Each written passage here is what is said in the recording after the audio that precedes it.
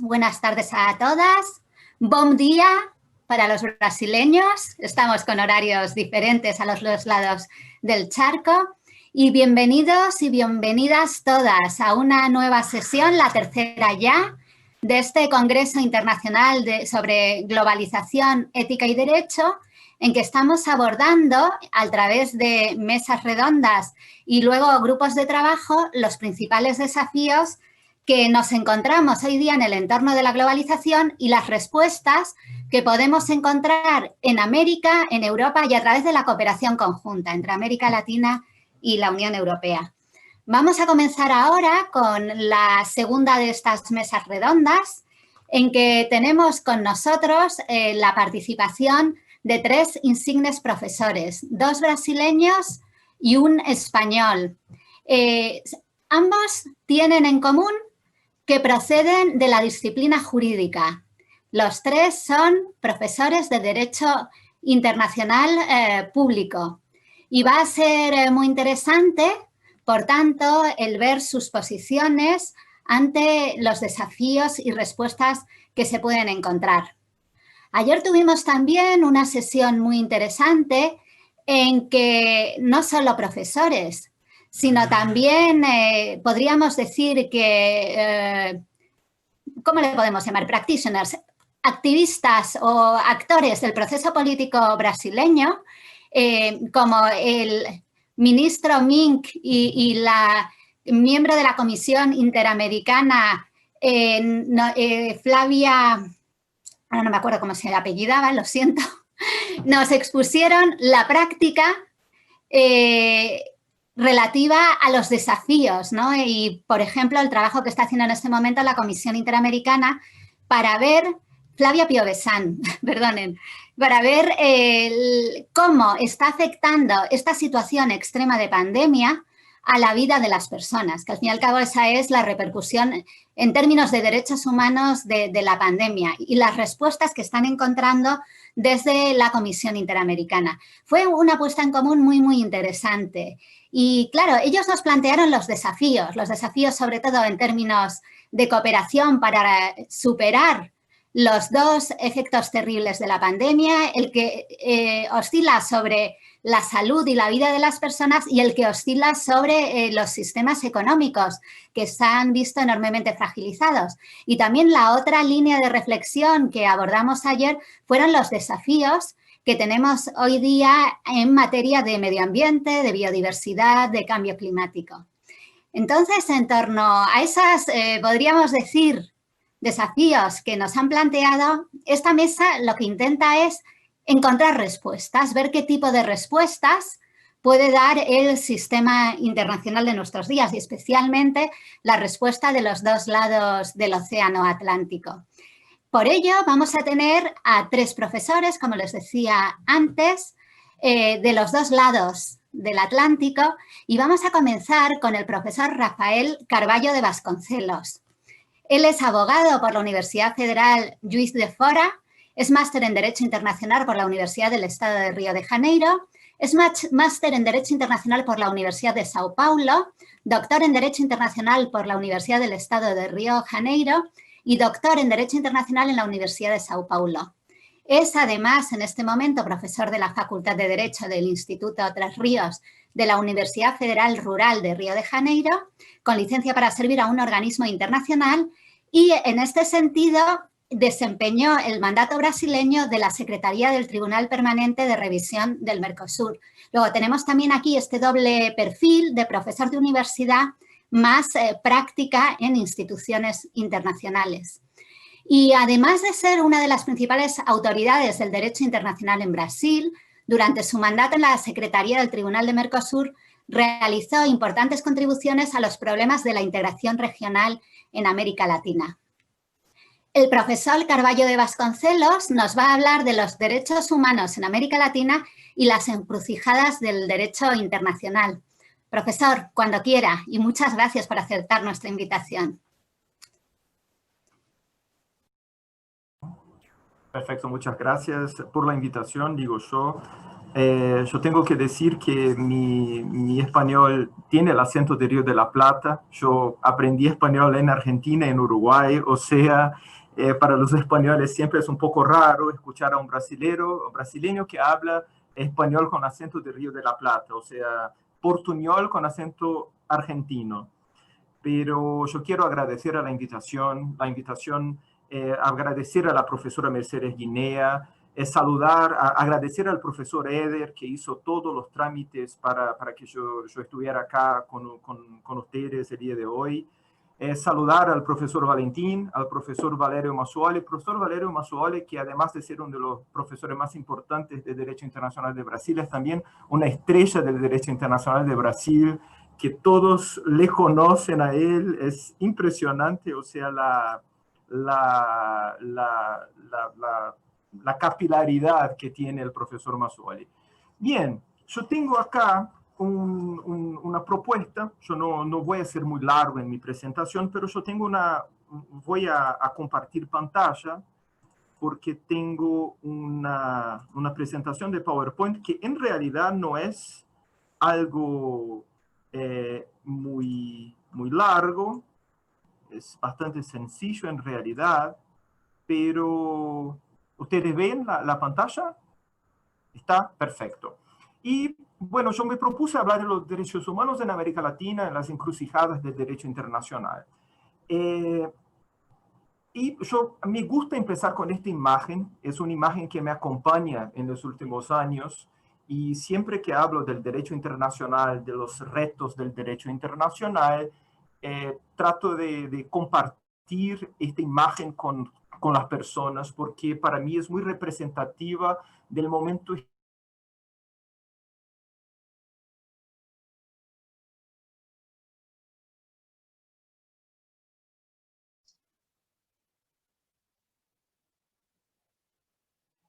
Creo que De tenemos un Janeiro. problema.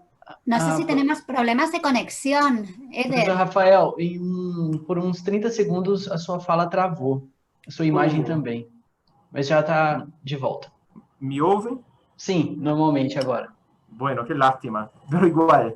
Yo comparto, yo creo que escucharon, no sé si escucharon la parte que yo hablaba de esta imagen, lo que nos acompañan de afuera, de Brasil, o sea, que están en España o en otros lugares del mundo. Esta es la imagen del Museo Nacional de Río de Janeiro, que prendió fuego, o sea, hubo un incendio que destrozó a toda la colección y a todo el museo hace 2 años. Eso fue en fines del 2018. Y para mí, esta imagen es muy representativo de la sensación que los profesionales de derecho internacional tienen hoy cuando miran a las estructuras del derecho internacional y a todo lo que estamos pasando en estos días de pandemia y a los retos y los desafíos que se presentan a nosotros, profesionales de derecho internacional, en la actualidad. Yo me siento, yo veo a este profesor que es un profesor o un profesional de la universidad que administra al museo, que puso las manos así en la cabeza y miraba al museo, en el incendio del museo, y yo comparto la sensación que tiene él, que es una sensación de perplexidad. Estamos todos así mirando a las cosas que están pasando, y mi sensación, yo me siento como este profesor o como este profesional mirando al edificio y tratando de entender qué pasó en los últimos 20 años, porque nosotros teníamos en los años 90 la construcción de un derecho internacional al final de la Guerra Fría y al final de todo lo que habíamos pasado en el siglo XX, y nosotros construimos una sociedad internacional bastante institucionalizada, con muchas organizaciones internacionales, tratando y con una época en los años 90 de consolidación de organizaciones internacionales, tratando de temas muy distintos y muy amplios, y nosotros pensábamos que íbamos a construir una sociedad internacional organizada, pacífica, y que íbamos a solucionar todos los problemas que nosotros tuvimos ahí en el siglo XX. Y la sensación que tengo hoy, y yo creo que muchos de mis colegas comparten, en este momento tenemos un incendio en nuestra estructura, está muy amenazada en diversos ámbitos y con sus consecuencias. Cuando yo hablo de estas encrucijadas y de este momento histórico que nosotros estamos pasando, a mí me gusta puntuar dos actitudes que son actitudes muy comunes entre internacionalistas o entre profesionales de derecho que tratan de derecho internacional respecto a toda esta situación. Hay grupos de profesionales de derecho que son lo que yo pongo entre los fatalistas, son los adeptos del fatalismo. Son aquellos que miran al edificio, al incendio del derecho internacional y dicen, ya está, las soberanías recobraron los espacios que habían trasladado a las instituciones comunes, no hay salvación para muchas organizaciones internacionales, tenemos una situación de amenaza a derechos humanos, amenaza a la integración regional en diversos ámbitos y por lo tanto el derecho internacional ya no existe más, ya no sirve más, las organizaciones internacionales ya no cumplen más su rol de estructuración de la sociedad internacional. Y hay un otro grupo que tampoco es un grupo grande, pero es un grupo bastante importante de internacionalistas que tiene una postura de negación. Son los que siguen hablando de derechos humanos como si no hubiera pasado nada, como si estuviera todo normal. Siguen hablando de integración regional si nosotros no tuviéramos desafíos muy contundentes a la integración regional. Siguen hablando de cooperación entre estados y de traslado de poderes soberanos a instituciones internacionales, a organizaciones internacionales, como si nada hubiera pasado, como si nosotros no estuviéramos enfrente a un incendio del derecho internacional. Y a mí no me gusta la postura de ninguno de los dos grupos. A mí me parece que los fatalistas están tratando de hacer un servicio muy peligroso y amenazando al derecho internacional que nosotros luchamos tanto para construir. Y del otro lado, los negacionistas capaz que tengan un rol aún más peligroso, porque los negacionistas, cuando uno niega una crisis, esta crisis uno no piensa en las soluciones para esta crisis, uno no piensa en cómo salir de este incendio, o sea, cómo recuperar algo en medio a este incendio, a salvar una parte del edificio que está en este momento en el medio de un incendio. Y bueno, cuando nosotros, entre estos dos grupos, yo creo que nosotros tenemos una propuesta. Y nosotros, y yo creo que todos que estamos acá en este congreso, tenemos una postura que no es ni del fatalismo y ni de negación, porque si estamos acá, estamos para refletir, para reflexionar respecto a todo eso que estamos pasando. ¿Y cuál sería nuestra propuesta? ¿Qué debemos nosotros proponer? Yo no puse la señal de pregunta anterior a la pregunta porque como en portugués es muy complicado encontrar eso en nuestro Word, o sea, que está preparado para el portugués. Pero bueno, ¿cuál sería nuestra propuesta? ¿Cuál sería la propuesta que nosotros, o la actitud que nosotros tenemos que tener en este momento respecto a todos estos retos? Y yo veo tres actitudes que son las actitudes fundamentales en este momento. La primera actitud es una actitud de conocer. Nosotros tenemos que comprender, hacer un diagnóstico de lo que está pasando.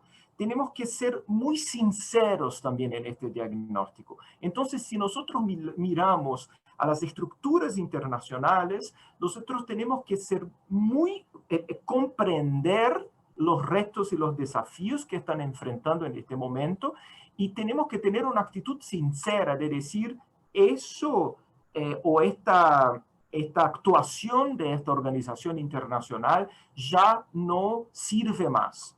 Y nosotros tenemos que comprender y admitir estos límites que se imponen a la actuación de los órganos internacionales, de las organizaciones en su conjunto, de los tribunales internacionales y de las cortes internacionales. A mí me parece que es un momento muy desafiador para los sistemas de solución de controversias internacionales, y a partir de este conocimiento, de estas reflexiones, nosotros tenemos que pensar soluciones, pensar cómo vamos a solucionar estos desafíos.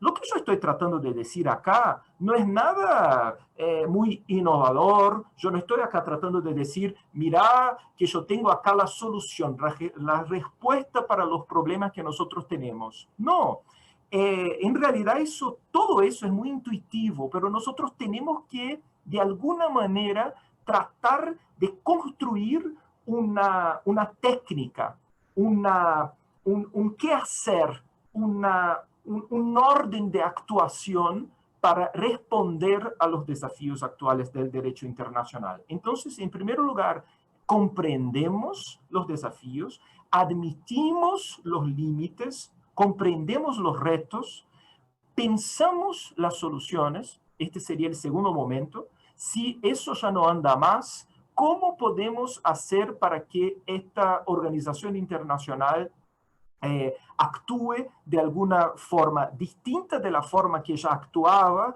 y ahora para responder a estos desafíos que se presentan? Y la última actitud, que para mí es una actitud la más importante quizás de todas estas que se presentan, sería una actitud de protección, de proteger.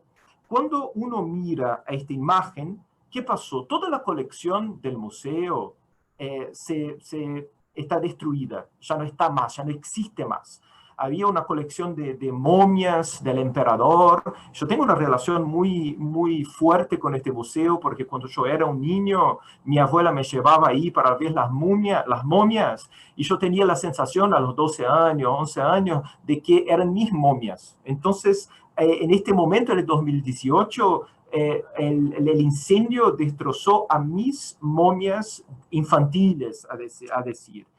Pero si uno mira esta imagen, las paredes siguen de pie.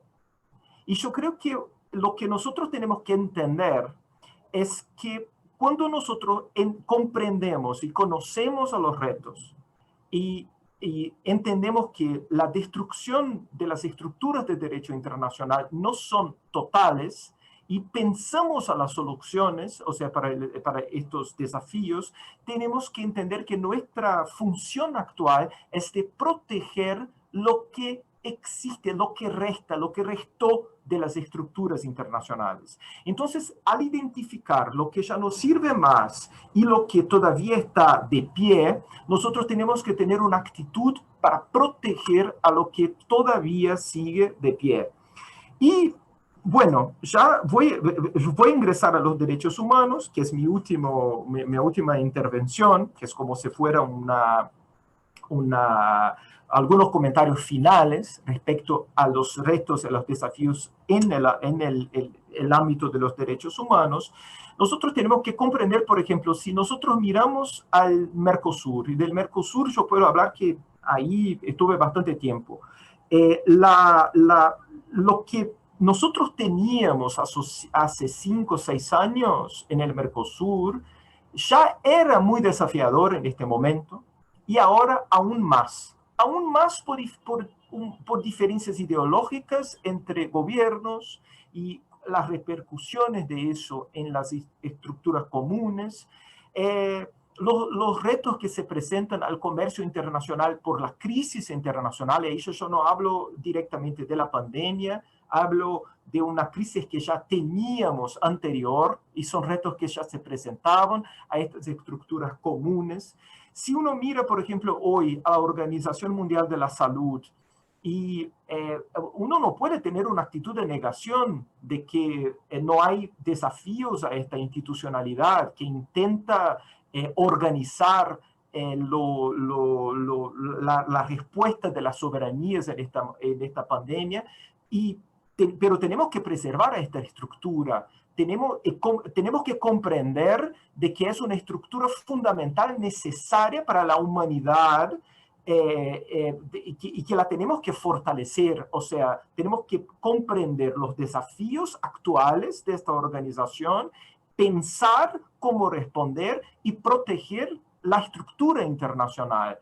Yo no voy a hablar de Unión Europea directamente porque yo no me siento con legitimidad para eso, pero yo veo, por ejemplo, el Brexit, el caso Valls, las situaciones que se están imponiendo a la Unión Europea, los desafíos que se imponen en este momento a la Unión Europea, necesitan ser conocidos, pensados y protegidos. Hay que proteger esta estructura común, porque los europeos tienen que entender, y ahí hablo como no europeo, que no hay alternativa, que ustedes tienen que vivir en conjunto, en paz y cooperar entre ustedes. Y todas las amenazas tienen que ser conocidas, pensadas con gran reflexión y con una perspectiva de protección de esta realidad. Y yo termino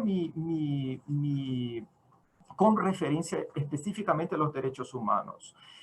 Ya había amenazas muy contundentes a los derechos humanos, y ahí hablando de la América Latina, siempre hubo. Y eso no es algo que ahora de 2 años, hace 2 años empezaron las amenazas a los derechos humanos en la América Latina. No, eso no es verdad. Siempre hubo amenazas a los derechos humanos, y cuando yo digo que siempre hay amenazas a derechos humanos en todas partes, pero nosotros convivimos con amenazas reales, contundentes, muy impactantes a los derechos humanos desde hace mucho. Eso es parte de nuestra historia en América Latina.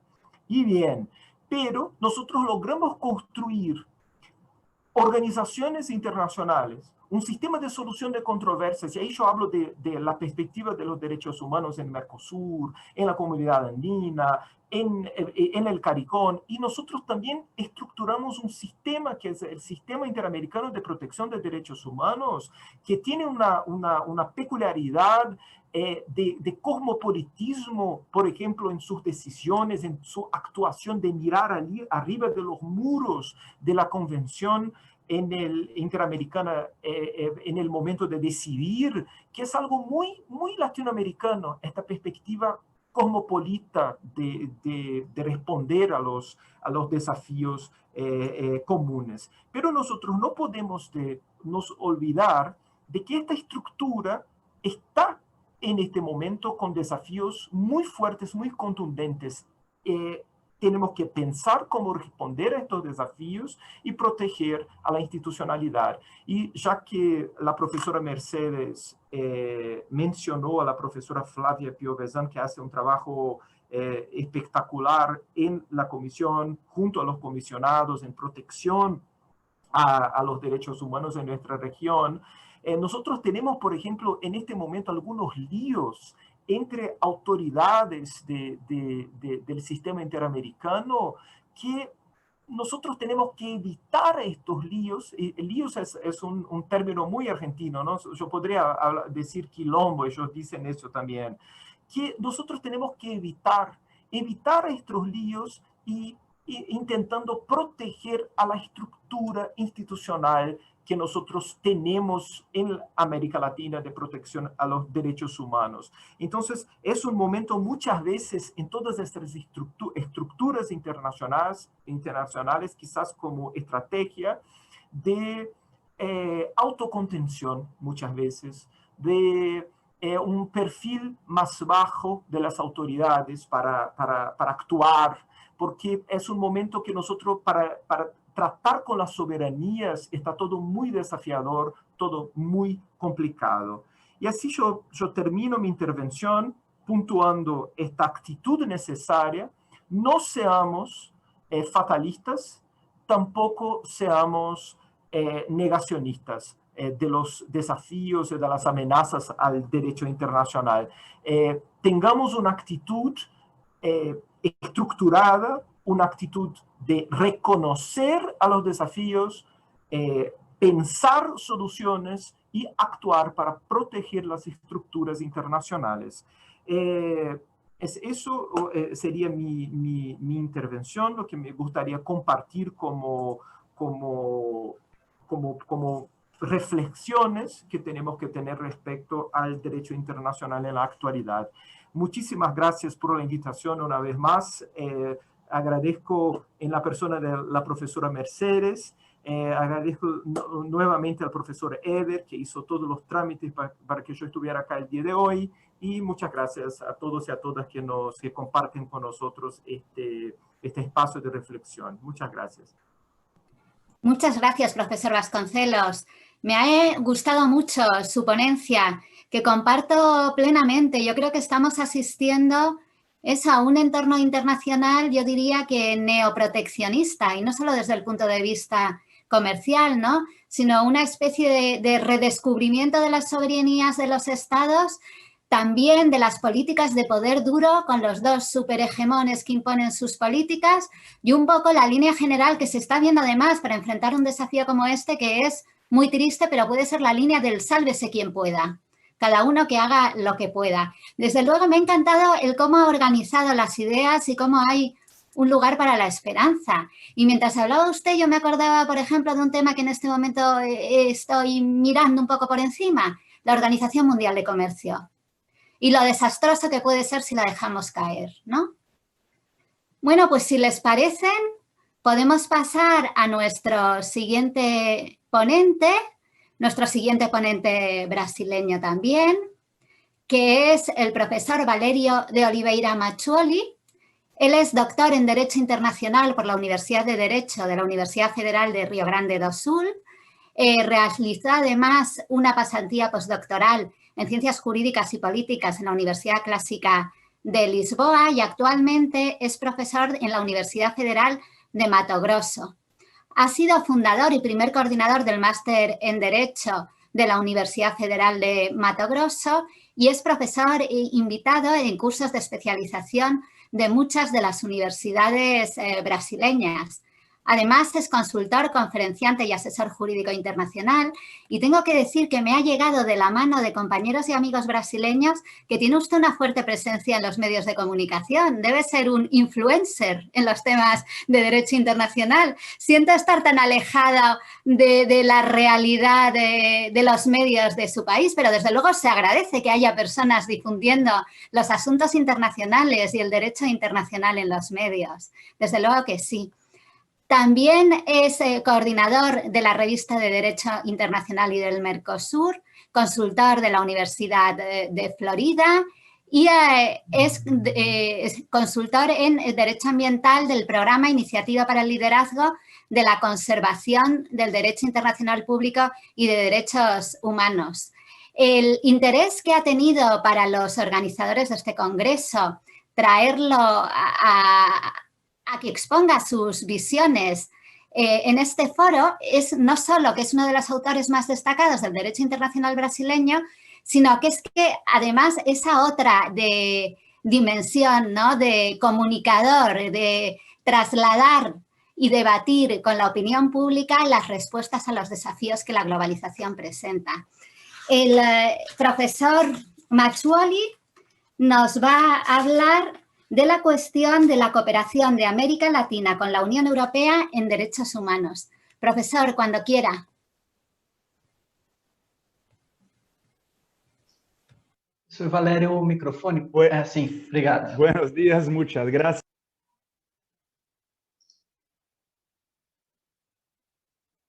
De nuevo. ¿Ahora bien? Buenos días, intentamos que no va una vez más. Buenos días, muchas gracias. Le agradezco la oportunidad de estar aquí hoy para hablar un poquito de este tema de la cooperación. Quería agradecer a la profesora Mercedes, también a tanto tiempo que no lo vi, el profesor amigo Rafael, un cumprimento al profesor Valentín y un agradecimiento al profesor Eder por esta también invitación. Yo no sé si hoy participo tanto de la escena jurídica internacional de Brasil, porque en este momento estoy me dedicando a otras cosas. Mi último libro ahora estaba en una conferencia un poco más adelante sobre la pianística de Frédéric Chopin, el tema del mio nuevo libro que estudia toda la pianística de Chopin, las obras, las poloneses, mazurkas, scherzi, etcétera, que he estudiado 30 años. Estoy haciendo otras cosas de la vida, que la vida es corta, el derecho internacional. Mira, no tenemos en vida, yo no voy a tener la oportunidad de resolver todos los problemas. Entonces, últimamente estoy un poco preocupado con el piano, con la pianística, con los poloneses, los nocturnos, especialmente las baladas de Frédéric Chopin. Mas estos temas de derecho internacional, agradezco, aún importan a todos. Aquí, en el tiempo que tengo, no sé, 20 minutos, 25 minutos, hablar un poquito de estos problemas que para mí es una deficiencia del sistema latinoamericano en que toca a la creación de tribunales internacionales también para la protección de los derechos humanos. Tenemos un sistema acá que es un sistema que falta, como digo yo para los alumnos, falta una pierna, porque a la diferencia de Europa, que tenemos un sistema plurimo de justicia, un sistema multifacetado de justicia, que ha una posibilidad ahora con la enmienda 16 de la Convención Europea de Derechos Humanos, también con la estructura del Tribunal de Justicia de la Unión Europea, un sistema que posibilita un diálogo intercortes entre los jueces español, la Corte Europea de Derechos Humanos y el Tribunal de Justicia de la Unión Europea. Ese sistema que no es apenas un sistema triangular, sino tridimensional, porque son dimensiones diferentes de justicia. Ese sistema no existe acá. En la mia propuesta es un sistema absolutamente necesario. Yo empecé un trabajo en el Senado Federal de Brasil hace algunos años. Después paré porque vi que no tenía solución de continuidad. Cuando se empieza con las cuestiones políticas, las cosas no van adelante, no avanzan adelante, que era justamente la creación de este tercero elemento de ese sistema que podría compartir acá con nosotros un sistema un poco más plurimo de justicia con la creación de un tribunal de justicia para la UNASUR. Es decir, el juez brasileño, chileno, argentino, colombiano, venezolano, costarriqueño, mexicano, etcétera, tenía, además del sistema de derechos humanos integrado por la Corte Interamericana de Derechos Humanos, la Corte de San José y los jueces nacionales, también un tribunal para resolver cuestiones técnicas entre los estados. Mas lo más interesante es que me parece que los autores europeos ahora empiezan a mirar este sistema porque no obstante es ser un sistema un poco frágil, mas es un sistema muy interesante, el sistema del Centroamérica, porque son pequeños países, Nicaragua, El Salvador, Costa Rica, Guatemala, Honduras, que tiene un sistema un poco tridimensional también con la Corte Centroamericana de Justicia, que es el primero tribunal internacional del mundo, que se llamaba Corte de Justicia Centroamericana, y después de Managua, Corte Centroamericana de Justicia, después Corte Centroamericana de Justicia. Entonces, no vemos en nuestro sistema esta tridimensionalidad, entonces solo nos sobra un sistema bidimensional con los jueces nacionales y la Corte Interamericana de Derechos Humanos. Y acá tenemos un problema, porque a diferencia de Europa, que utiliza para derechos humanos la margen de apreciación nacional, acá muchas veces el Tribunal Interamericano se pone en la posición de revisor de las sentencias y de las decisiones internas de los países latinoamericanos. Esto creó a partir de 2006 el sistema, podemos decir, el sistema propio, que es un poco pick and choose, el sistema propio latinoamericano de control de convencionalidad a partir del caso Almonacid Arellanos y otros contra el Chile. Allí, en aquella decisión, la Corte Interamericana dijo que que sabía que los jueces de tribunales internos deberían aceptar y sí aplicar las normas internas de la Constitución, sino también las convenciones internacionales de protección de derechos humanos como una especie de control de convencionalidad. Pocos meses después, en el caso de los trabajadores cesados del Congreso contra el Chile, la Corte quita esta expresión especie y dijo fuertemente que los jueces tienen la obligación de controlar la convencionalidad de las leyes, es decir, aplicar los tratados internacionales de derechos humanos, no solo obviamente la Convención Americana sobre Derechos Humanos, mas todos los tratados en el ámbito de sus respectivas competencias y de sus reglamentos procesales. Es decir, si un Estado tiene un juez interno que controla la constitucionalidad, podría también controlar la convencionalidad. Pero si un Estado no tiene un juez que tiene el poder de control de convencionalidad, que quedaría apenas en el ámbito de una sala constitucional del Tribunal Constitucional o del propio Tribunal Pleno del Tribunal Constitucional, estos jueces también no estarían liberados de controlar la convencionalidad de las leyes. Esta decisión tuvo un impacto muy grande en los países de América Latina porque proporcionó a las Cortes Supremas, Brasil con un poquito más de atraso, más Argentina, Chile un poco más adelante que nosotros, un poco más tempranos, un impacto positivo porque en ese sentido los jueces empezaron a aplicar un poco más las convenciones internacionales de derechos humanos.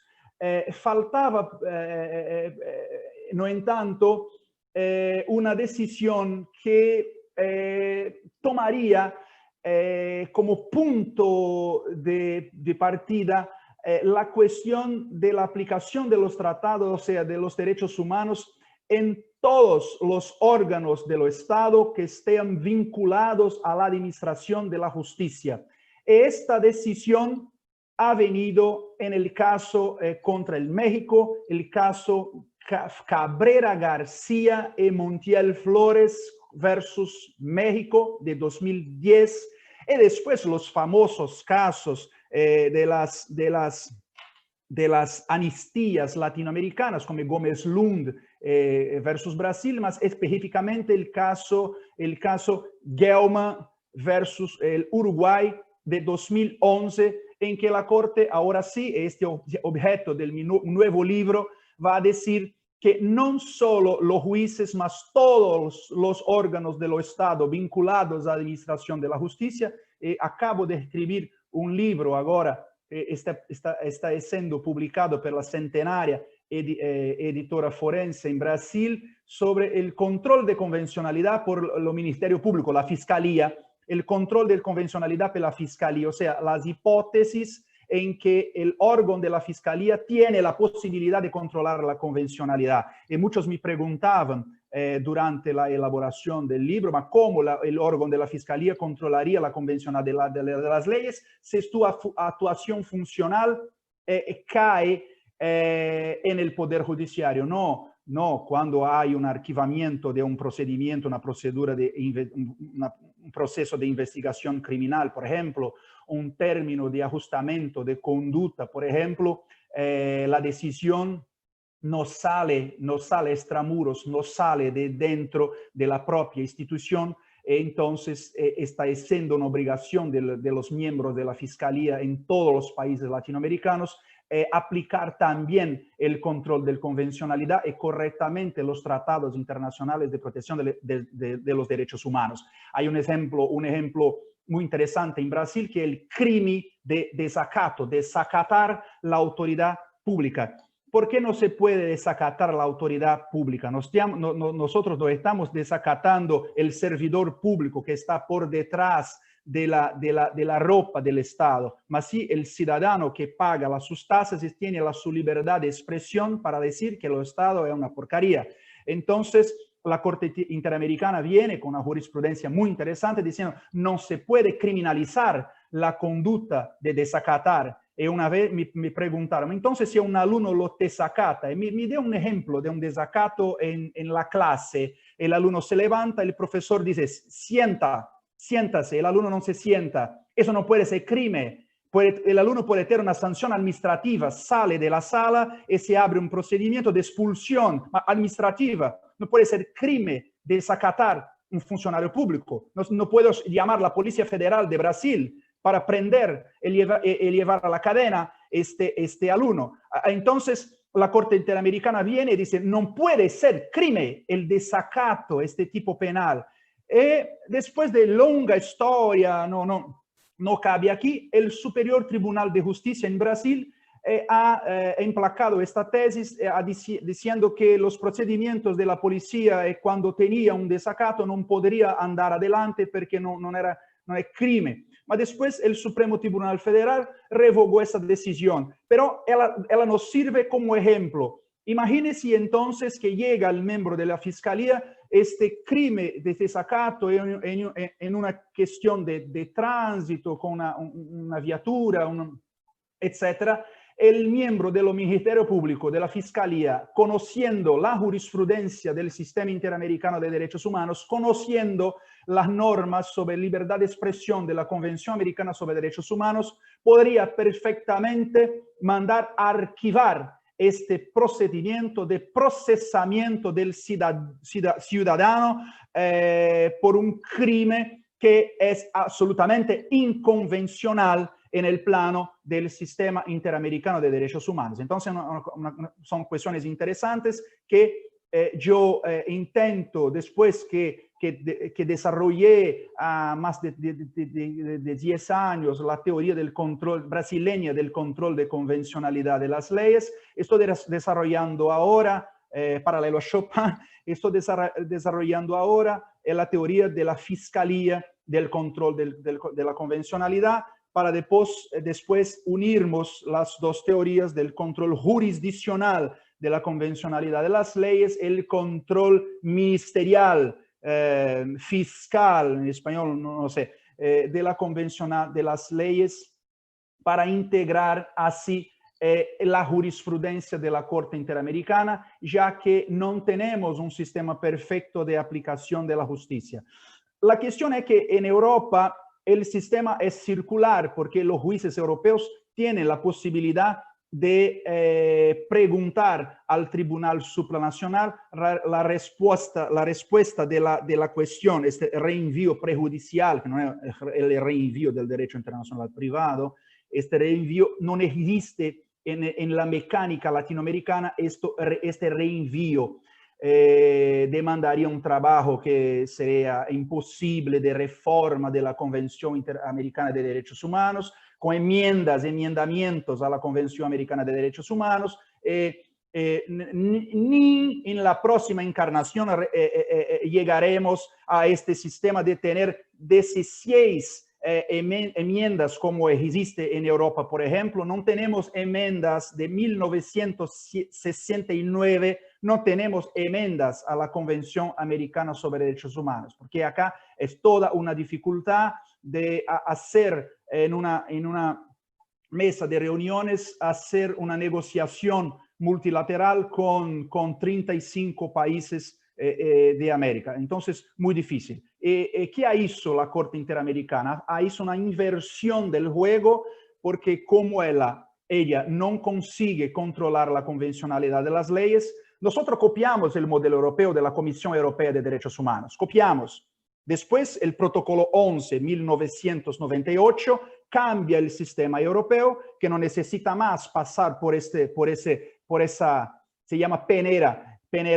En Brasil, ese sistema de la Comisión Europea, para llegar a la Corte. Nosotros copiamos, más estamos atrasados porque no copiamos los cambiamientos europeos también. Entonces, tenemos en nuestro sistema aún el sistema de la Comisión Europea. Y Flavia Piovesan, yo no sabía que estuvo acá ayer, acabamos de escribir el comentarios a la Convención Americana sobre Derechos Humanos. Yo, Flavia, está indo ya para la segunda edición, yo, Flavia y Melina, comentamos artículo por artículo de la Convención Americana, un libro también de la Casa Publicadora Forense. Yo decía, Flavia, a poco más de 10, 15 años, la anterior estructura de la Comisión Interamericana era que demoraba 8, 10 años para hacer la admisibilidad de una petición. O sea, yo siempre que estoy en Washington, que voy a la Comisión Interamericana, ahora no más, mas yo decía, vamos a quitar, cerrar las actividades de la Comisión Interamericana y hacer una escolita para niños acá, porque no funciona. Y después de una media de 5,000, hacemos la pesquisa acá, 5,000 denuncias de violaciones de derechos humanos por año, la Comisión Americana recibía una media de 18, imagina, de 5,000, 18. Y de 18 denuncias enviaba a la Corte Interamericana 10. Y de 10 denuncias, la Corte Interamericana juzgaba 3. O sea, es imposible que son 3 violaciones de derechos humanos por año en el sistema interamericano de derechos humanos con 5,000 denuncias por año. Después, en Europa, todos sabemos que de 98 a 2000, la Corte Europea recibió más denuncias que en los 40 años anteriores, con esta nueva estructuración de ir directamente no solo al locus standi, mas también al ius standi, e ingresar directamente a la jurisdicción de la Corte. En nuestro sistema no tenemos. Entonces, ahora, en esta nueva formación, y ahí Flavia tiene un papel mucho importante en Brasil, es una grande, una maravillosa Flavia Piovesan, que en esta nueva estructuración, debo decir, la Comisión Interamericana está haciendo listo las admisibilidades de las peticiones. Cuando se esperaban 8, 10 años para hacer a la admisibilidad de un caso concreto, hoy en cuestiones de meses está lista la admisibilidad. El caso está listo para ser juzgado por la Corte Interamericana de Derechos Humanos. Este es un avance que intentamos nos espejar del sistema europeo y creo que estamos también avanzando. En otro caso, estamos, en la mi opinión, un poquito más avanzados que Europa, el sistema de las opiniones consultivas. En cuanto el sistema europeo no utiliza, para decir así, el sistema de las opiniones consultivas, acá tenemos más de 20 opiniones consultivas sobre temas muy importantes y después tiene toda una discusión si estas opiniones consultivas tienen un vigor, una fuerza interpretativa solo para los estados que la solicita o para todos los estados como efecto de la no res judicata, mas de res interpretata para terceros estados, que es particularmente la mi posición. Mas, de cualquier manera, estamos avanzando en la protección de los derechos humanos. En este momento, entonces, para concluir, tenemos una sólida jurisprudencia de la Corte Interamericana que permite que todos los órganos de los estados vinculados a la administración de la justicia, ese tomarmos en cuenta un caso, la Fazenda Brasil Verde, es una discriminación en un área rural de Brasil que hubieron varias muertes. La Corte Interamericana juzgó contra los estados por no ter hecho la persecución penal en tiempo adecuado. La Corte va a decir un poco más, que todos los órganos del Estado sono responsabili por el control de convencionalidad. Por ejemplo, los órganos de la Fiscalía de los Jueces, que es el Consejo Nacional de Justicia, defiendo yo, que también debe controlar la convencionalidad de las leyes. Entonces, este tema para nosotros es muy importante, está en franco desarrollo. Bueno, cuando me dije el profesor Eder que yo tenía 25 o 30 minutos, yo pensé, no dará tiempo para decir mucha cosa, pero espero poder ter contribuido con ese español que nosotros tenemos acá. Ya lo dice Rafael, para nosotros es normal, se no me hizo comprender, pido disculpas, mas esta es la mía contribución, diciendo una vez más que es un placer, un enorme honor conocer la colega Mercedes, conocer el colega Valentín, extender mis cumplimientos de nuevo al profesor Eder Fernández, profesor de Río de Janeiro, a quien lo agradezco muchísimo. Muchas gracias. Muchas gracias, profesor Maciuoli. Y desde luego no tienen que excusarse por su idioma español. Ya me gustaría a mí ser capaz de decir alguna palabra en portugués. Quien se tiene que excusar soy yo por mis limitaciones lingüísticas. Ustedes hablan perfectamente y se ha entendido todas y cada una de las palabras. Le agradezco su ponencia, ha sido muy interesante esa doble dimensión que ha hecho de comparar el sistema interamericano de protección de los derechos humanos con su aplicación en Brasil, con las cuestiones derivadas de un mejor cumplimiento por parte de Brasil de sus obligaciones en relación a la Convención, que creo que han sido muy interesantes, muy ilustrativas. Y llamaba la atención sobre la triple dimensión de lo europeo. A mí me ha hecho pensar una cosa. ¿No saben ustedes? Yo no soy profesora de Derecho Internacional, yo soy profesora de Relaciones Internacionales. Las dificultades que tengo para explicar a mis alumnos la complejidad de esa triple dimensión.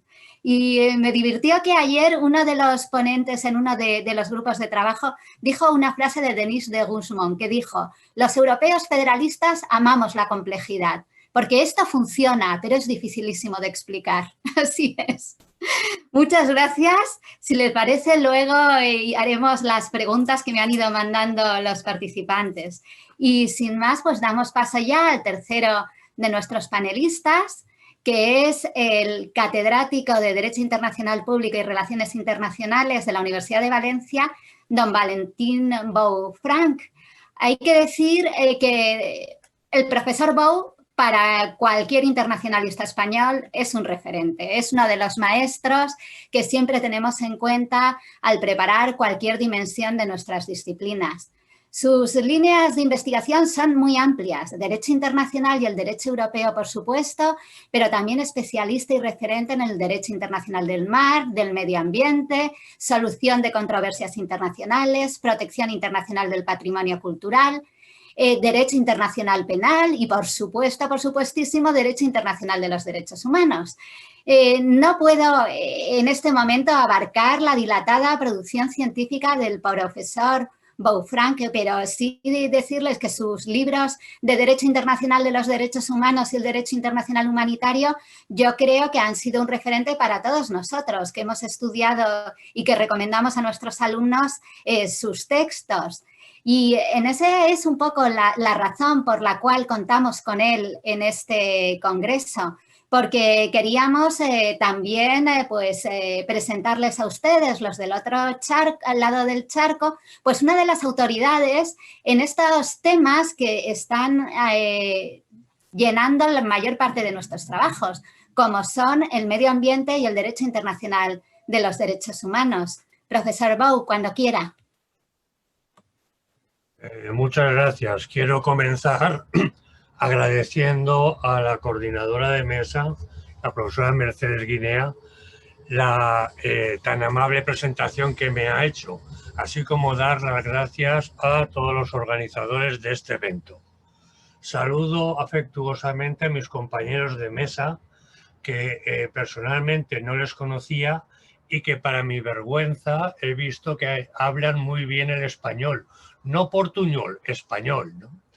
Bien, yo voy a hacer mi ponencia con un sentido de esperanza, de alegría porque la he titulado algo así como ¿Habrá protección internacional in extremis para los desplazados ambientales? Si nos preguntamos quiénes son las personas que merecen protección internacional como refugiados o asilados, nos hemos de remontar a la vieja convención sobre el Estatuto de los Refugiados de 1951, donde se señala que el término refugiado se aplicará a toda persona que, debido a fundados temores de ser perseguida por motivos de raza, religión, nacionalidad, pertenencia a determinado grupo social u opiniones políticas, se encuentren fuera de su país y no pueda o precisamente por estos temores no quiera acogerse a la protección de su país de origen. Es cierto que en algunos casos, como la política de asilo de la Unión Europea, se ha ampliado el elenco de personas protegidas internacionalmente, pero no mucho más, ¿no?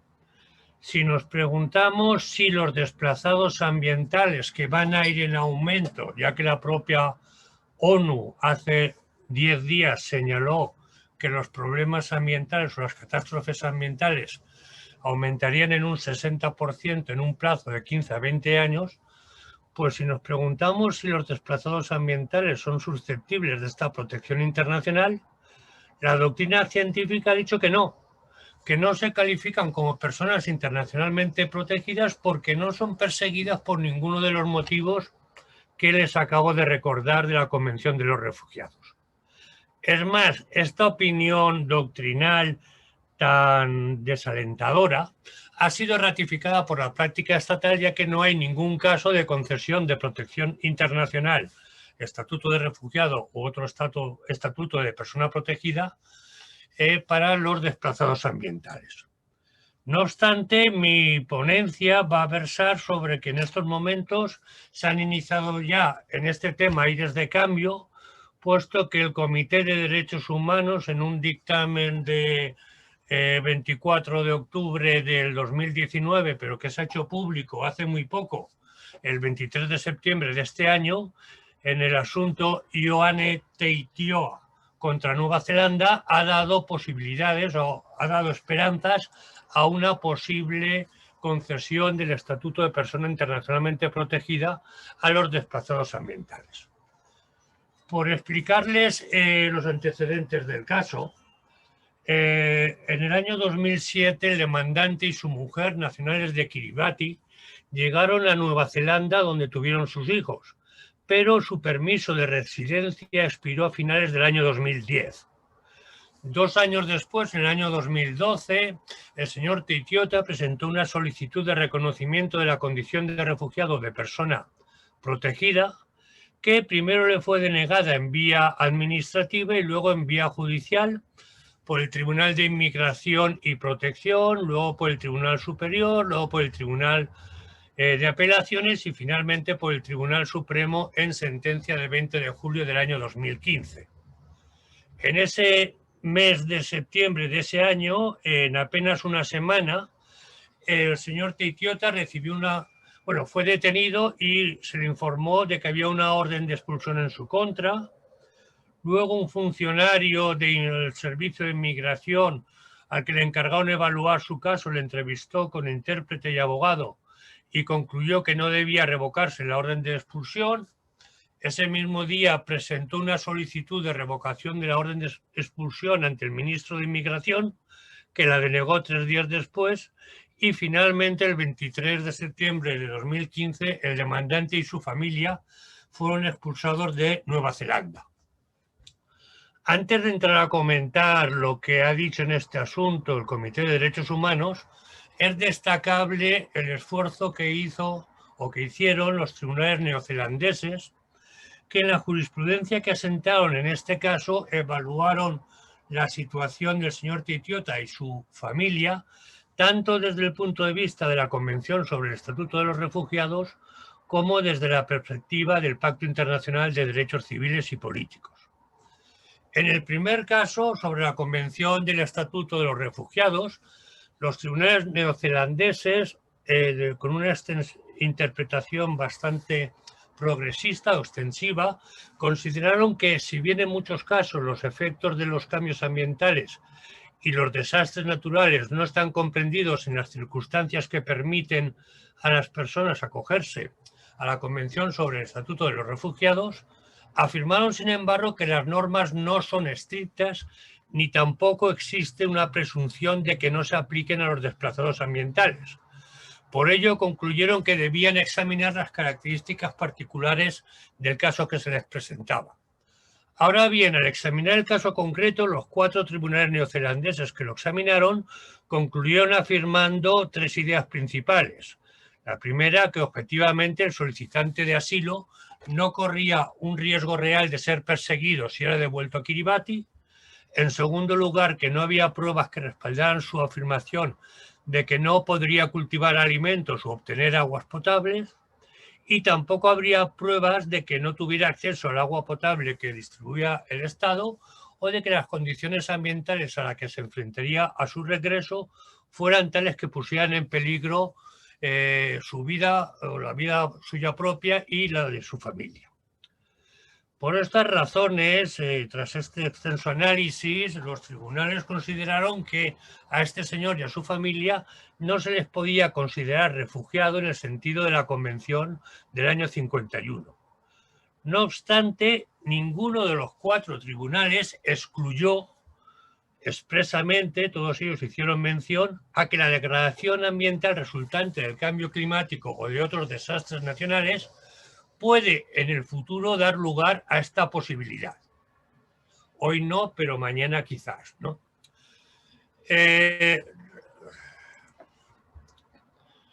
Respecto a las alegaciones que formuló el demandante de que su expulsión a Kiribati había violado los artículos 6, derecho a la vida, y 7, prohibición de la tortura y de los tratos inhumanos del Pacto Internacional de Derechos Civiles y Políticos, los tribunales neozelandeses observaron que el solicitante no pudo señalar ningún acto u omisión del gobierno de Kiribati que indicara la existencia de un riesgo de ser privado arbitrariamente de la vida en el ámbito del artículo 6.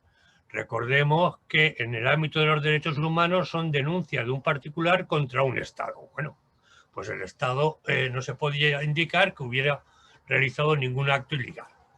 Además, constataron que el gobierno de Kiribati sí que tiene una presencia muy activa en el plano internacional en lo referente a las amenazas que supone el cambio climático, y así quedó de manifiesto con la adopción de su Programa Nacional de Adaptación en el año 2007.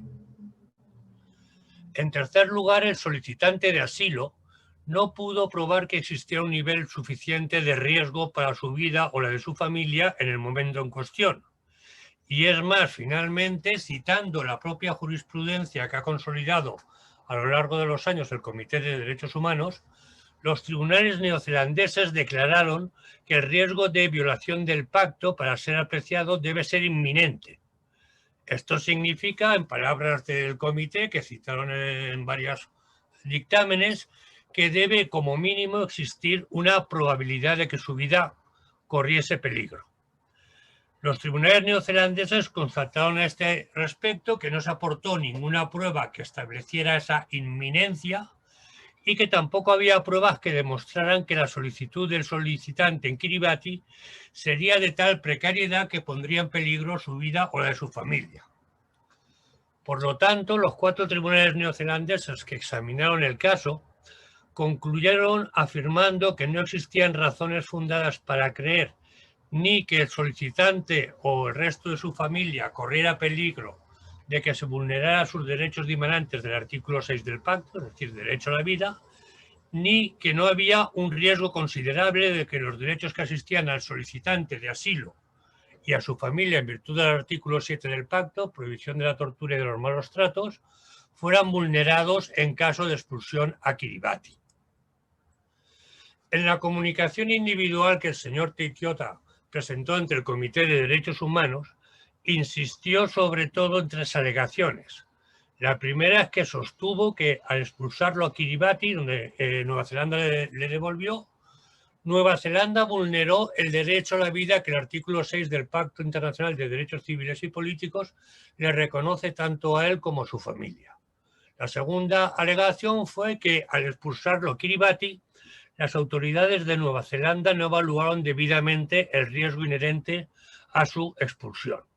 Y finalmente señaló que, como consecuencia del cambio climático, la elevación del nivel del mar en Kiribati había provocado ya una escasez de espacio habitable, lo que a su vez generaba conflictos violentos por las tierras que ponen en peligro la vida del demandante y de su familia, y por otra parte una degradación ambiental que también ha supuesto ya en parte la contaminación del abastecimiento de agua dulce con agua salada. Bien, en cuanto al examen que del fondo de este asunto realizó el Comité de Derechos Humanos, quisiera destacar 4 aspectos. El primero es que en el plano normativo el Comité de Derechos Humanos argumentó en torno a 3 clases de ideas. En primer lugar, recordó la obligación de los estados de no extraditar, deportar ni expulsar a una persona de su territorio cuando haya razones importantes para creer que existe un riesgo real de provocar un daño irreparable, como los daños previstos en el artículo 6 del derecho a la vida y 7, tratos inhumanos. No obstante, el Comité de Derechos Humanos matizó que ese riesgo debe ser personal, que no puede derivar exclusivamente de las circunstancias que se den en el estado de origen y que además se exige un umbral elevado para determinar la existencia de un riesgo real de daño irreparable. El segundo grupo de ideas es que el comité recordó también que el derecho a la vida se refiere o incluye el derecho a disfrutar de una vida digna y a no ser objeto de acciones u omisiones que causen una muerte no natural o prematura. En este sentido, el Comité de Derechos Humanos subrayó que la obligación de los estados de respetar y garantizar el derecho a la vida abarca toda amenaza y situación de amenaza razonablemente previsible y que pueda tener como resultado de la vida. El comité también resaltó que la degradación ambiental, el cambio climático y el desarrollo no sostenible son algunas de las amenazas más graves que afectan a la capacidad de las generaciones presentes y futuras de disfrutar del derecho a la vida. Finalmente, el tercer grupo o clase de ideas es que el comité recordó la jurisprudencia tanto de él, del Comité de Derechos Humanos, como de los tribunales regionales de derechos humanos, que han establecido que la grave degradación del medio ambiente puede afectar negativamente al bienestar de las personas y dar, por lo tanto, lugar a la violación del derecho a la vida.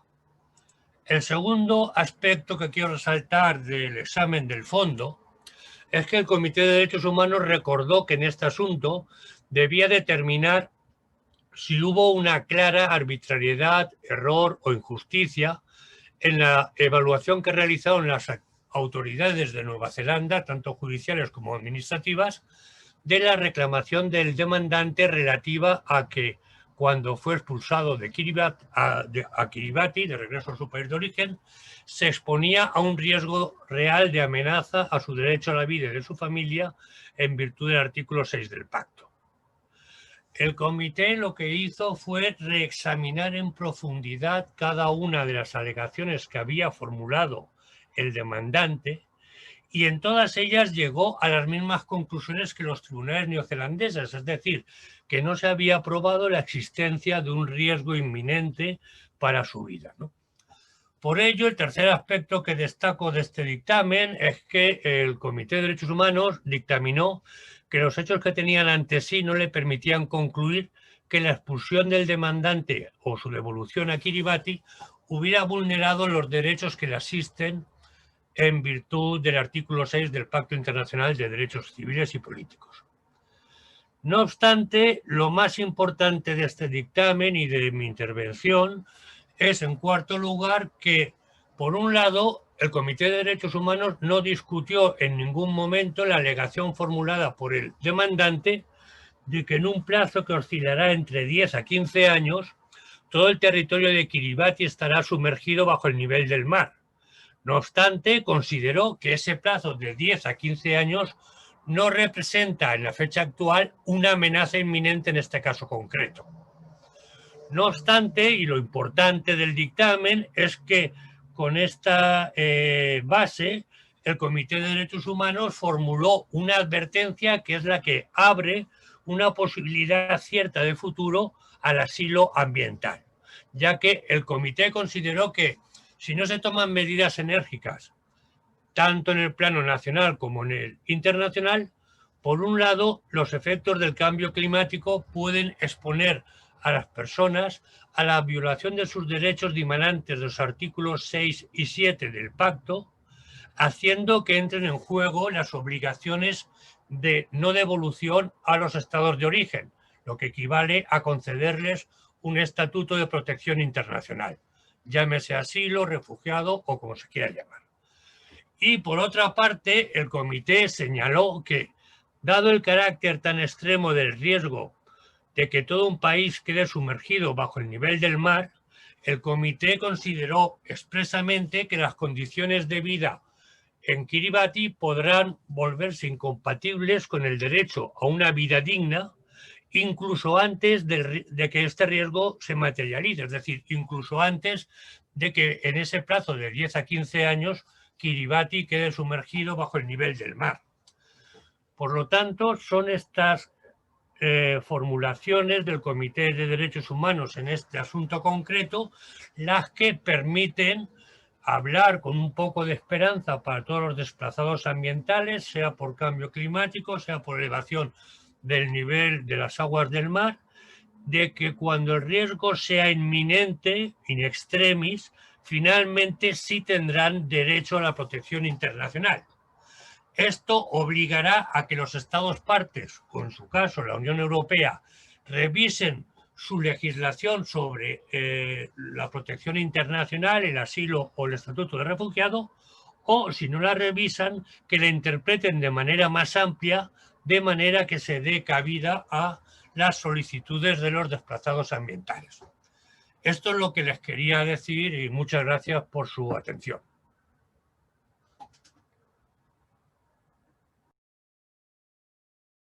Muchas gracias, profesor Bou.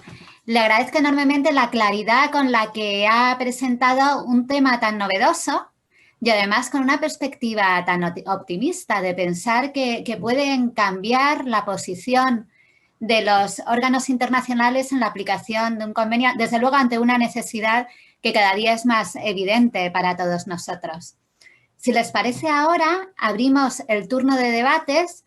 Y lo que voy a hacerles es trasladarles preguntas que nos han hecho llegar los distintos asistentes a este congreso de manera ordenada. Si les parece, les hago una pregunta a cada uno de ustedes y ustedes respondan. Y planteo esto porque son, ya van a ver, enormemente diferentes en su contenido. Entonces, yo creo que es mejor que las abordemos, y no son fáciles, son bastante complejas, que las abordemos por separado. Por seguir el orden de exposición, para el profesor Vasconcelos, de su experiencia en la Secretaría del Mercosur, ¿cuáles creen que serían los principales desafíos para la integración de los países de América Latina en organizaciones internacionales?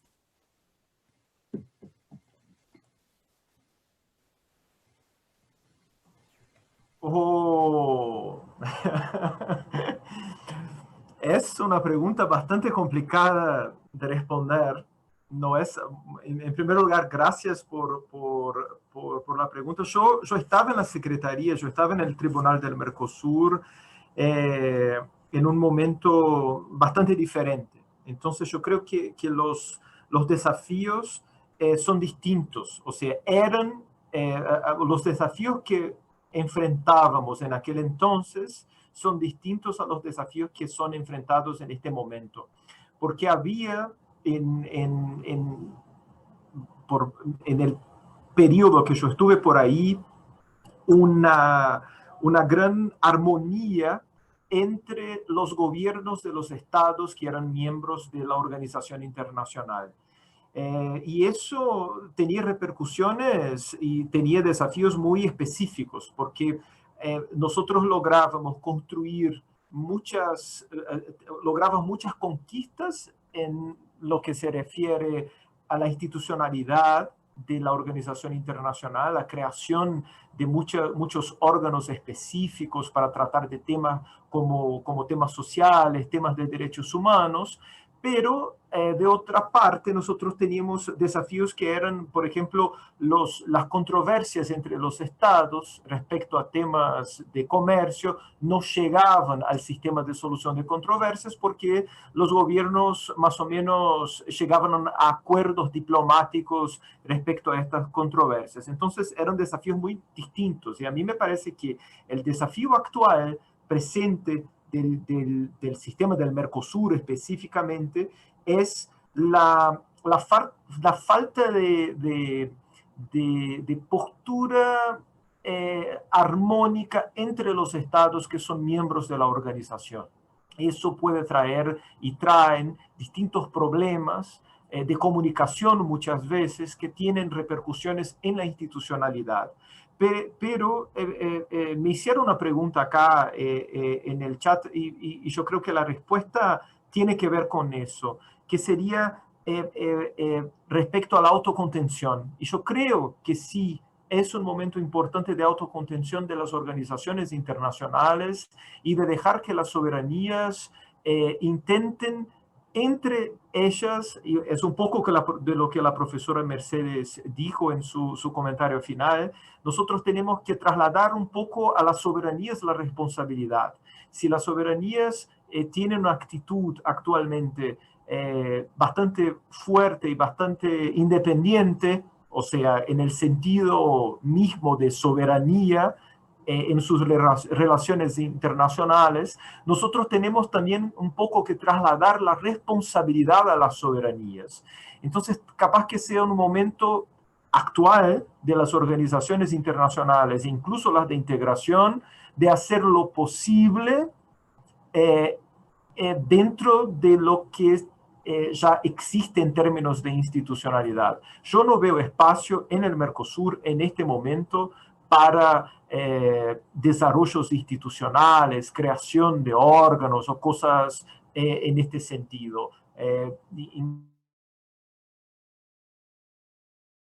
Fueron desactivados, pero entonces más o menos eso. Tenemos que trasladar esta responsabilidad a las soberanías. Si ellas recobran sus espacios internacionales, se tienen que hacer cargo también de las responsabilidades y de las consecuencias de todo eso. Sería, creo que eso, profesora. No sé si contesté. Muchas gracias. Estoy en buena medida de acuerdo con usted.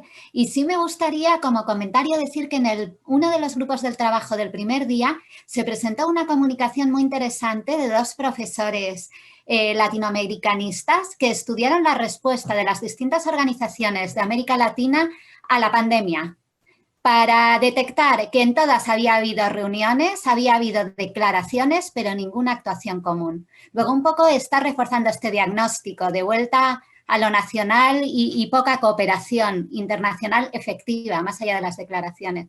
Así que, muy interesante. Profesor Maccioli, tengo ahora una pregunta para usted. Y también le advierto que creo que es una pregunta que se las trae. Dice, se le adjudica a Chopin la célebre frase de que no hay nada más odioso que la música sin significado oculto. ¿Qué considera usted que queda oculto tras la falta de una aplicación efectiva de la Convención Interamericana de Derechos Humanos?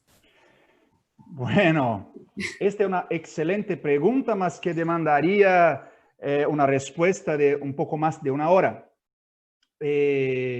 Vengo de ¿Podés escribir un artículo a ese respecto, Valerio? Mira, Está ahí un tema. Yo publiqué en España por Bosch, el Derecho Internacional Público. Don Bosch publicó ahora. Acá tiene la respuesta, el colega español. Mas, vea, sí, tenía ciertas cosas ocultas que son por todo misteriosas. Hay mucha influencia política, esto es cierto. En cada gobierno se intenta emplacar un comisionado o una comisionada de su opinión política. Esto es cierto. Las tendencias del sistema interamericano han cambiado en los últimos 5 años, en los últimos 10 años en este tipo de injerencia. Por ejemplo, hay investigaciones que se dan cuenta de cuál es el criterio establecido por la Comisión Interamericana para elegir los casos que va a llevar adelante de la Corte Interamericana. No hay una explicación, es muy nebuloso, todo nebuloso, es gris. No hay una explicación. Hay muchas investigaciones latinoamericanas, y yo puedo decir, de investigadores serísimos de México, de Argentina, de Chile, investigadores serísimos que han pasado 20 años estudiando el fundamento de las decisiones de la Comisión Interamericana, que son oscuros. Son por todo oscuros. No existe una línea clara de la escuela, de la selección de los casos, cómo se va a seleccionar un caso u otro, por qué un caso ahora, el tema de las industrias extractivistas, después en los últimos años todos los casos indígenas, ¿por qué un caso de Colombia, no un caso indígena de Brasil, por ejemplo? Después, todos los casos de las amnistías latinoamericanas después de 30, 40 años. 40 años los casos de las amnistías latinoamericanas. ¿Por qué no? La Comisión Interamericana no empezó a trabajar los casos de las amnistías a 30 años atrás. Entonces, es muy oscuro, más esto demandaría un seminario con los miembros actuales de la Comisión para estudiar el fondo, que es muy difícil de saber los fundamentos claros que llevan la Comisión Interamericana a demandar un Estado u otro ante la jurisdicción de la Corte Interamericana. Se los llega 5.000 peticiones por año. Ella escoge 18, 19, una media, lo manda una media de 11, 10, 11, 12, y la Corte lo juzga, hace la admisibilidad de 5, 6 y lo juzga 3. Entonces, esta matemática, sí, es una pregunta muy buena, muy sencilla, que debe ser debidamente investigada por nosotros, especialmente latinoamericanos. Profesor Bou, una pregunta para usted. Dice, estamos asistiendo a nuevas categorías objeto de protección por pertenencia a un determinado grupo social amenazado. Por ejemplo, LGTBI, mujeres víctimas de trata, etc. Estas categorías no estaban reguladas en la Convención del 51. Y pregunta, ¿podría ampliarse esta interpretación evolutiva a los refugiados climáticos o considera necesaria la enmienda del instrumento jurídico del 61, dado que nos encontramos ante un contexto sociopolítico internacional muy diferente? Bien, doy mi opinión, pero es mi opinión y por lo tanto no hay por qué estar conforme con ella, ¿no?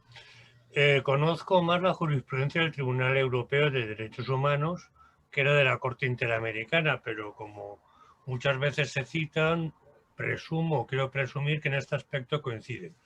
En el caso de la comunidad LGTBI, en el otro caso que me ha citado, son discriminaciones que se producen entre personas por distintas razones, principalmente por razón de elección de sexo, vamos a decirlo así, ¿no? Bien, esa discriminación por razón de sexo, cualquier tipo de discriminación de género, lo que sea, están prohibidas expresamente en la Convención Europea. Entonces, lo que ha hecho el Tribunal Europeo de Derechos Humanos es extender la prohibición de esa discriminación a los casos de concesiones de asilo. Les recuerdo que el derecho de asilo o el derecho de gozar de un estatuto de refugiado no está previsto en la Convención Europea de Derechos Humanos, sin la Interamericana. Pero el Tribunal Europeo sí que hizo una interpretación extensiva basándose precisamente en la no discriminación. En el caso de las personas que sufran un desplazamiento por razones ambientales, yo ahí no veo ninguna discriminación en el sentido de que sea por género, por opción u orientación sexual. Entonces, yo creo que es un supuesto distinto. es cierto que hasta ahora las normas, los estados, cuando han decidido sobre conceder el estatuto de refugiado o el asilo más amplio en la Unión Europea, han dicho siempre que no a los desplazados ambientales. Entonces, yo quiero rendir homenaje de alguna forma a los tribunales neozelandeses que han dicho que esa exclusión no es automática, que en muchos casos no, pero que hay que ir al caso concreto porque la exclusión no se presume. Y bueno, en este caso concreto llegaron a la conclusión de que no era posible. El Comité de Derechos Humanos, en definitiva, siguió la misma actitud, ¿no? No hay vulneración del Pacto Internacional, es decir, no hay vulneración del derecho a la vida, pero puede llegar a haberla y por lo tanto sería contrario al pacto la expulsión o devolución de desplazados ambientales si su vida sí que corre un peligro inminente. Yo, más que modificar las normas, creo que se deben interpretar conforme a la evolución de las circunstancias. Y en este momento, indudablemente, un dictamen del Comité de Derechos Humanos que dice que si se devuelve una persona a su lugar de origen cuando haya un riesgo inminente, que ahora no lo hay, pero sea cuestión de 5 o 6 años, no más, de que sufran una amenaza ambiental que ponga en peligro su vida, pues eso sí que obliga a los estados partes que en el Pacto de Derechos Civiles a aplicar la jurisprudencia del comité. Entonces lo que tiene que haber es un cambio en la interpretación judicial o, si quieren, en la aplicación administrativa de las normas relativas a la concesión del estatuto de refugiado o del derecho de asilo. Esa es mi opinión. ¿Vale? Muchas gracias. Muchas gracias, profesor Bou. No, si les parece, ya vamos a cerrar esta mesa redonda, no sin agradecerles de todo corazón su participación. Y como les digo, yo no soy profesora de Derecho Internacional, así que lo único que puedo decir es que he aprendido mucho, que he tomado apuntes como una loca y que ha sido un placer aprender de ustedes. Vamos ya a cerrar esta sesión porque tenemos ahora una pequeña pausa y a las 5:30 retomamos nuestros trabajos con los grupos de trabajo del 9º al 12º. Evidentemente están ustedes invitados a participar en los mismos. Yo les puedo decir que estos días atrás han sido verdaderamente interesantes e ilustrativos. Y les agradezco muchísimo su participación, sus ponencias que han sido muy claras, muy interesantes y además motivadoras. Y profesores brasileños, un placer haberles conocido. Me gustaría que coincidiéramos otra vez en algún otro tipo de acto académico. Quizá la diplomacia del Zoom, también académica, que nos ha abierto la pandemia, estos horizontes nuevos, nos permita coincidir más fácilmente en el futuro en nuevos foros científicos. Muchas gracias y buenas tardes, buenos días.